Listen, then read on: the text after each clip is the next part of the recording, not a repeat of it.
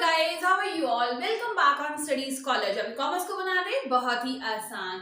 हम पढ़ रहे थे फॉरेन एक्सचेंज रेट और इस वीडियो में उसी चैप्टर को कंटिन्यू करेंगे। इस चैप्टर की एक वीडियो ऑलरेडी बन चुकी है, अगर आपने नहीं देखी है तो लिंक आपको डिस्क्रिप्शन बॉक्स में मिल जाएगा। तो इस चैप्टर को कंटिन्यू करते हैं, आगे के टॉपिक्स को डिस्कस करते हैं। Let's move on to the topic. चलिए अपने टॉपिक को शुरू करते हैं।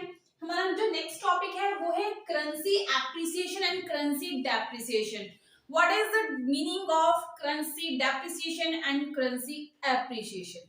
करेंसी एप्रिसिएट होना या डेप्रिशिएट होने का मतलब होता है कि जो हमारी डोमेस्टिक कंट्री है या डोमेस्टिक कंट्री की जो करेंसी है उसकी वैल्यू या तो कम हो रही है या फिर वो ज्यादा हो रही है। मतलब या डेप्रिशिएट हो रही है या फिर एप्रिशिएट की जा रही है।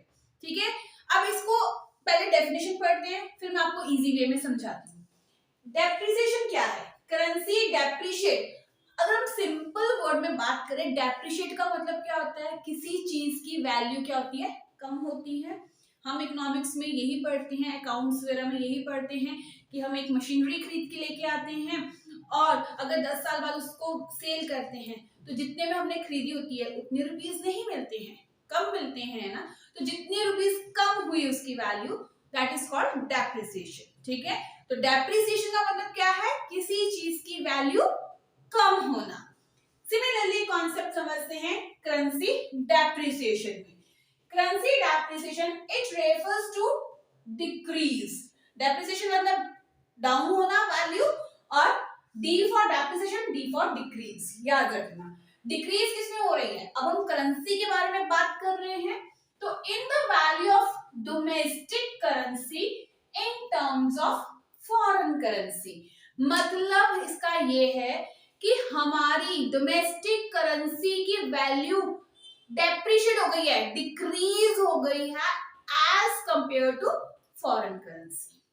ओके, मतलब ये हुआ कि जब भी डेप्रिसिएशन वर्ड होगा तो डिक्रीज होगी वैल्यू किसकी? डोमेस्टिक करेंसी की। D for depreciation, D for domestic currency, D stands for decrease in value. Okay, तो करेंसी डेप्रिसिएशन का मतलब है कि decrease in the value of domestic currency. अब इसको एग्जांपल से समझो। फर्स्ट क्या है कि फर्स्ट $1 जो है, $1 पहले हमें 50 रुपीस का मिल रहा था, अब $1 उन्हें हमें 60 रुपीस में देना पड़ रहा है या मिल रहा है। ओके, अब आप कहोगे कि मैम आप तो कह रहे हो यहाँ पे डिक्रीज हुई है वैल्यू, बट यहाँ पर 50 से 60 इंक्रीज हो गई है। यहाँ पर बहुत से बच्चे कंफ्यूज होते हैं कि कब इस वैल्यू को बढ़ाया जाए, कब इस वैल्यू को घटाया जाए। तो ध्यान से समझो, मैं एक सिंपल सा एग्जांपल लेके बताती हूँ। तो ध्यान से समझो, मैं इसको बहुत ही सिंपल एग्जांपल से आपको समझाती हूँ। देखो, पहले क्या था? पहले नॉर्मल कंडीशन चल रही थी। उस टाइम पे हमें $1, अगर मुझे अमेरिका का $1 चाहिए तो मुझे उसके लिए 50 रुपए देने पड़ते थे। ओके, अब वही $1 जब करेंसी डेप्रिशिएट हो जाती है तो वही $1 लेने के लिए मुझे 60 रुपए देने पड़ रहे हैं। ओके, ये थी इकोनॉमिक्स की लैंग्वेज। अब इसको और इजी वे में समझो कि पहले मैं $1 देती थी तो मुझे 50 रुपए की जगह 50 कैंडीज मिल रही थी। समझ आई मेरी बात? कि जब मैं ₹1 या $1 देती थी तो 50 कैंडीज मिल रही थी। अब जब करेंसी डेप्रिशिएट हो गई तो ₹1 देने पर मुझे 60 कैंडीज मिल रही हैं, ज्यादा मिल रही हैं। ठीक है, मतलब क्या हुआ कि जो डोमेस्टिक करेंसी है, पहले वो हमें 50 चीजें दे रहा था, अब वो 60 चीजें दे रहा है, ज्यादा दे रहा है ना। तो इसका मतलब हमारी जो करेंसी है वो डेप्रिशिएट हो चुकी है। अच्छा, इसकी वजह से क्या होता है? It increases export. इससे हमारी कंट्री के एक्सपोर्ट बढ़ जाते हैं। क्यों बढ़ेंगे? देखो, दूसरी कंट्री के लिए क्या था कि पहले वो $1 देते थे तो 50 चीजें मिल रही थी। अब वो $1 दे रहे हैं तो कितनी चीजें मिल रही हैं? 60 चीजें मिल रही हैं, 60 मिल रही है। तो अब उन्हें यहाँ पे फायदा होगा ना। तो इसीलिए इसीलिए अब वो हमारी कंट्री से सामान मंगवाएंगे, एक्सपोर्ट हमारा इंक्रीज हो जाएगा। समझ आई मेरी बात? अगर हम बात करते हैं एप्रिसिएशन की, तो एप्रिसिएशन इसका टोटली ऑपोजिट है। यहां पर डिक्रीज हो रही थी वैल्यू, तो यहां पर क्या होगा, it refers to increase in the value of domestic currency in terms of foreign currency. सारी डेफिनेशन सेम है, सिर्फ डिक्रीज और इंक्रीज का फर्क है। डिक्रीज कहां पे आएगा, जहां पे डी फॉर डेप्रिसिएशन होगा। ओके, एप्रिसिएशन में क्या होता है, हमारी वैल्यू एप्रिशिएट होती है, इंक्रीज होती है। जब हमारी कोई तारीफ करता है तो एप्रिशिएट करता है, तो मतलब हमारा लेवल ऊपर हो रहा है ना। तो सिमिलरली करेंसी की वैल्यू भी जब एप्रिशिएट होती है तो उसकी वैल्यू भी अपर लेवल पे आ जाती है। अब इसकी वजह से क्या होता है, हमारी कंट्री में इंपोर्ट्स इंक्रीज हो जाते हैं। इंपोर्ट इंक्रीज क्यों होते हैं, पहले एग्जांपल समझो कि पहले $1 जो है, पहले $1 कितने का मिल रहा था, 60 रुपए का मिल रहा था। अब वही $1 50 का मिल रहा है, कम का मिल रहा है।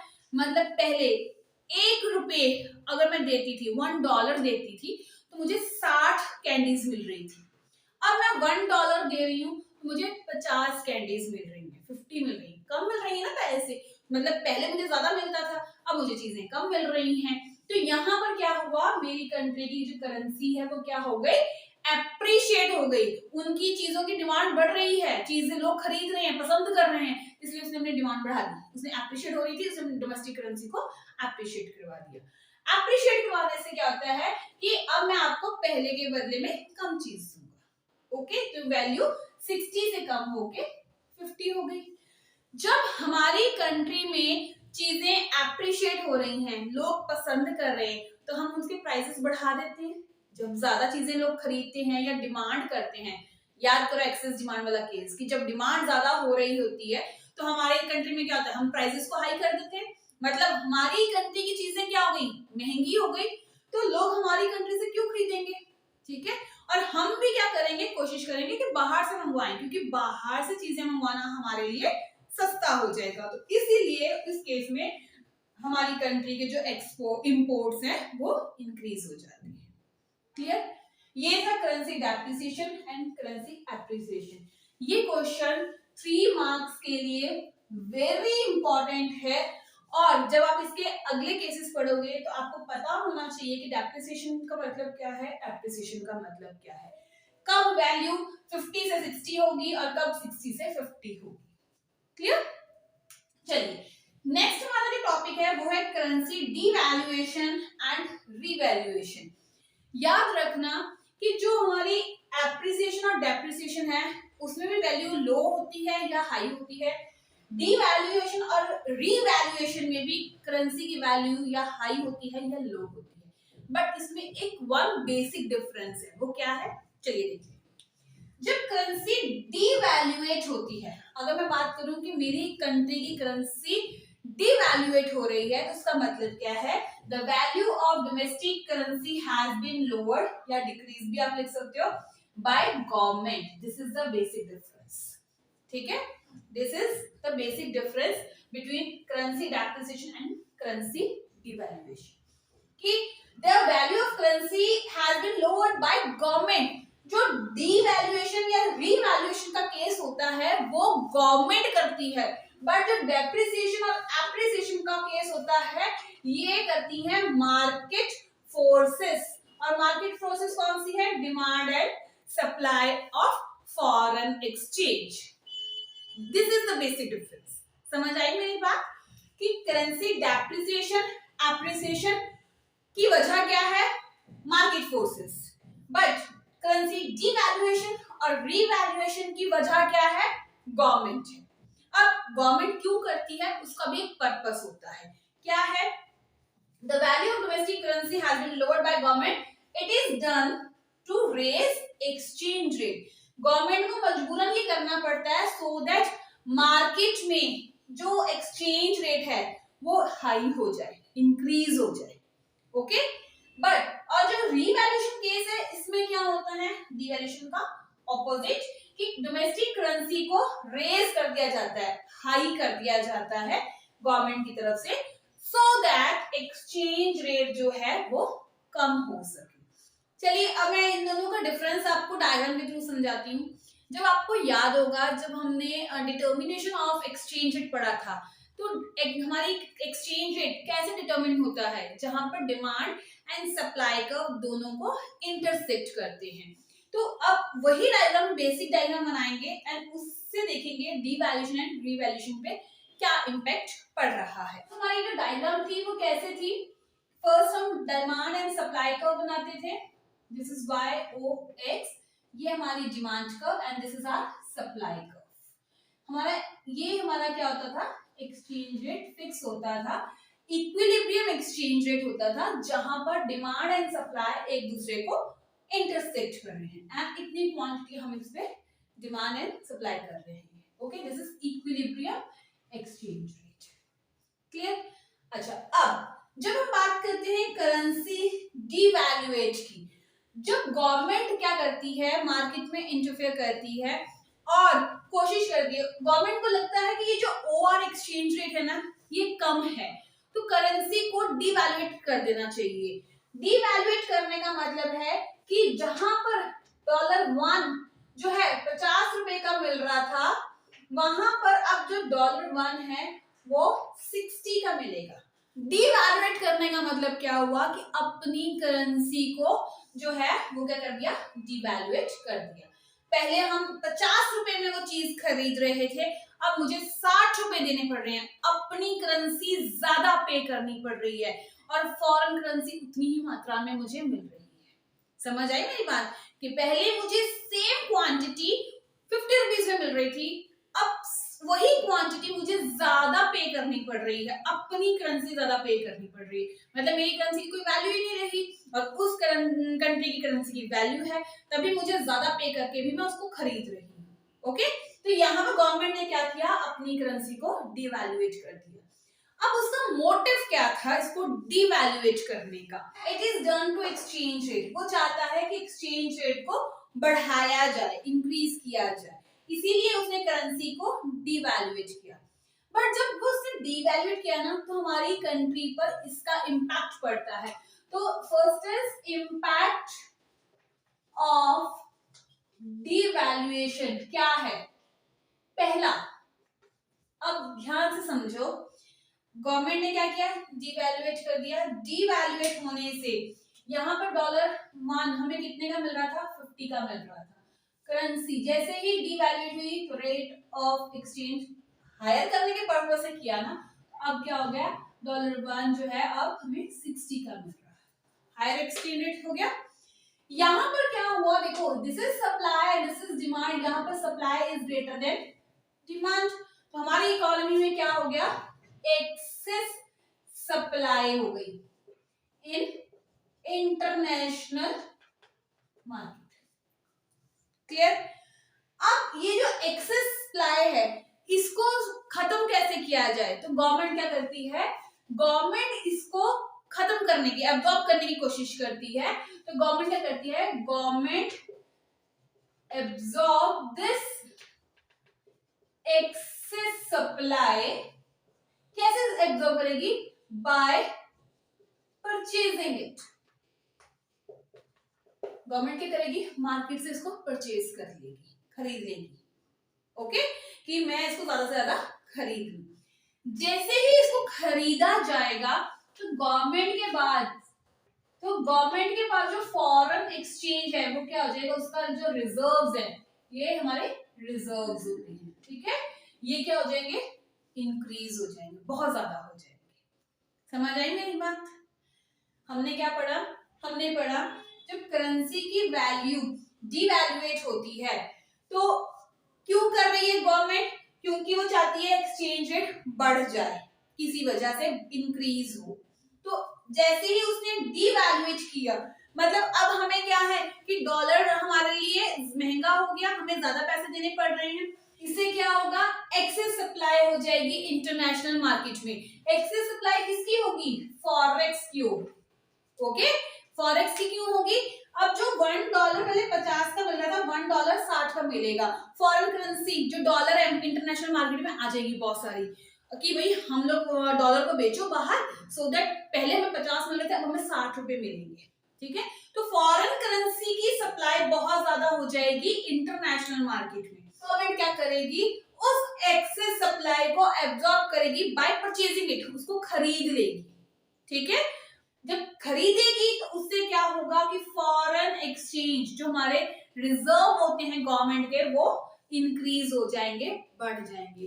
This is the impact of devaluation. इसके ऑपोजिट केस में जब करेंसी रीवैल्यूएट होती है, रीवैल्यूएशन होती है, तो उस टाइम पर जो गवर्नमेंट है वो चाहती है कि हमारा जो एक्सचेंज रेट है ना कहीं लोअर आ जाए, कम हो जाए, सस्ता हो जाए। तो उस केस में क्या करती है गवर्नमेंट, जैसे यहाँ पर क्या था कि $1 हमें 50 का मिल रहा था, यहाँ पे डॉलर पहले 60 का मिलता है, बाद में वही डॉलर हमें 50 का मिलेगा। मतलब हमने अपनी करेंसी की वैल्यू को रिवैल्यूएट कर दिया। तो पहले क्या होता था, पहले हम 60 रुपीज पे कर रहे थे, अब हम सिर्फ 50 रुपीज पे कर रहे हैं, ठीक है। अब इसका इम्पैक्ट क्या होगा, अगर मैं बात करूं इम्पैक्ट ऑफ रिवैल्यूएशन, तो रिवैल्यूएशन का इम्पैक्ट क्या होगा, अब आप सोच कर बताओ। जब करेंसी रिवैल्यूएट होती है तो गवर्नमेंट चाहती है यहाँ पर कहीं एक्सचेंज रेट डिसाइड हो, मतलब R2 डिसाइड हो। यहाँ पे $1, यहाँ पर डॉलर जो 1 है वो कितने का मिलेगा, यहाँ पे कहीं पे 40 लगा लो। आप इसका एग्जांपल यहाँ पे 50 से 40 कर लो। आप 60 to 50 भी कर सकते हो, पर आपको डायग्राम अलग बनानी पड़ेगी। मैंने यहाँ पे 60 ऑलरेडी लिया हुआ था, 50 भी लिया हुआ था, इसलिए मैंने यहाँ पे 50 से 40 ले लिया, सो दैट मैं नीचे आपको डिफरेंशिएट करके दिखा सकूं, ठीक है। अच्छा, यहाँ पर क्या है, करेंसी को हमने 50 से 40 पे लेके आना है, रीवैल्यूएट हो रही है यहाँ पे करेंसी। पहले $1 हमारे को कितने का मिल रहा था, 50 का मिल रहा था, अब हम 40 रुपीज पे करेंगे, कम पे करेंगे। इस केस में क्या हुआ, यहाँ पर देखो ये डिमांड कब है, ये सप्लाई कब है, here demand is greater than supply. तो यहाँ पर क्या हो जाएगी, एक्सेस डिमांड हो जाएगी इन इंटरनेशनल मार्केट में एक्सेस डिमांड हो जाएगी, ठीक है। अब ये एक्सेस डिमांड किसकी है, फॉरेक्स की ही है, फॉरेन करेंसी की, ठीक है। फॉरेक्स की एक्सेस डिमांड हो जाएगी।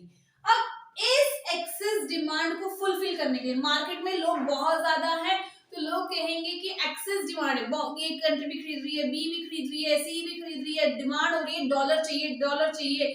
तो वो डॉलर की डिमांड को कैसे पूरा किया जाएगा, तो गवर्नमेंट क्या करेगी, रिलीज करेगी, रिलीजिंग इन फॉरेक्स, जो उसने पहले क्या किया था, परचेज कर लिए थे ना, तो अब वो उन चीजों को, उन एक्सचेंज को रिलीज करेगी, मार्केट में डॉलर देना शुरू करेगी, ठीक है। जैसे ही मार्केट में रिलीज करेगी तो गवर्नमेंट जो फॉरेन ये डिमांड है, एक्सेस डिमांड जो है वो फुलफिल हो जाएगी, क्लियर।